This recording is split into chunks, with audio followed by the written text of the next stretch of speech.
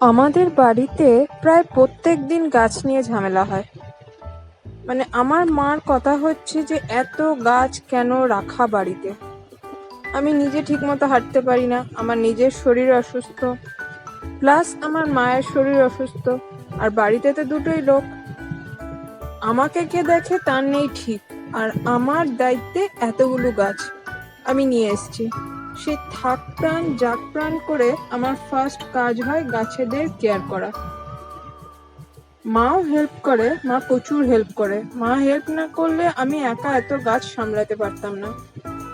আমি প্রত্যেক বছর ভাবি যে এবার গাছ কমাবো, আর বাড়াবো না। কিন্তু আমি একটা জিনিস খেয়াল করে দেখেছি, আমি 2টো গাছ কমাই, 5টা গাছ অ্যাড হয়। আর যখনই কোনো নতুন গাছ দেখি আমার মনে হয় আরে এই গাছটা আমার কাছে নেই, এই গাছটা আমার দরকার, এই গাছটা আমি রাখবো।